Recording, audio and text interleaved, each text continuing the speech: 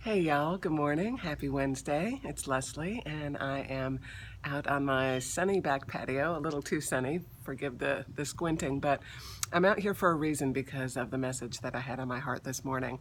So while I was getting ready this morning, I was actually thanking God and feeling very grateful for the fact that a number of people that I don't really know have reached out to me, like probably 4 or 5 people in the last maybe 48 hours have reached out to me asking for me to pray for them, asking if we could get together, asking if we could talk on the phone.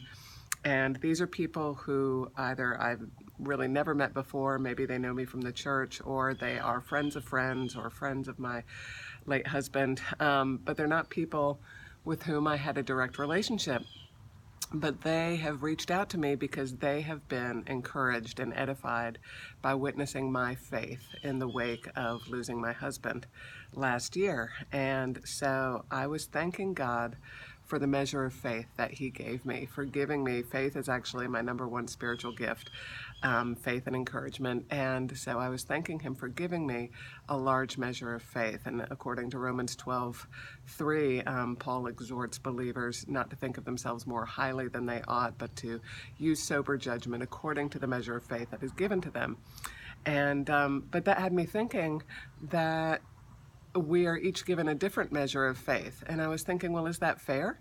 Um, is it fair that I was given, I want to say, enough faith that through the grace of God and me pressing into Him that I've been able to endure in this season? And maybe other people, they were given a smaller measure of faith. But I was reminded of two things. First, I was reminded that the Word says that God will never test us. He'll never tempt us. He'll never put us through trials more than we can endure. And so God knows in His sovereignty how much faith we need, because He also knows in His sovereignty the types of trials that we're going to endure in our lifetime. He sits outside of time. I live near the airport. I'm sorry for the plane. He sits outside of time, and so He knows already what is going to transpire in our life, which does not mean we don't have free will, but He also, because He is omniscient, He has already, in His sovereignty, provided everything that we need and provided us with every spiritual blessing to be able to endure the challenges that we will walk through. And then the other thing that came to mind is this. Let's see if I can do this. Oh, it's going to let me. Maybe not. All right, you guys have seen my garden before. Oh, there's my garden. So, a few years ago, I don't know if you can see the whole thing because I can't see the camera.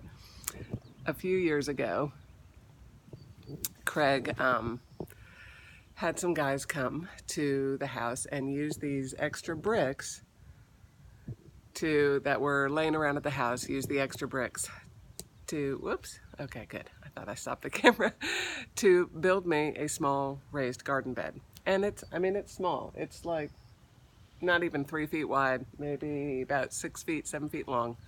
So it's a pretty small raised garden bed. That's a small garden.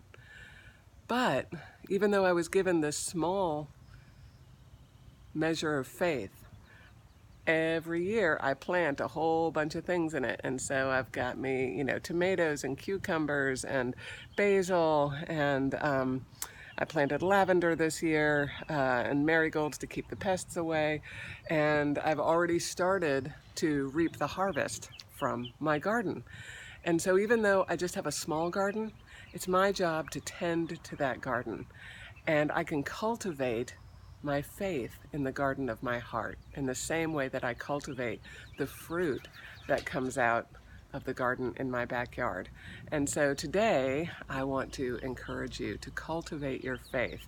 Every morning I go out and I look for bugs and I, pick off little shoots and everything from the tomato plants to make sure that they will grow and thrive. And I look for cucumbers and I tend to the garden. And so you've been given a measure of faith by God. and we co-labor with him, and we work out our salvation with fear and trembling.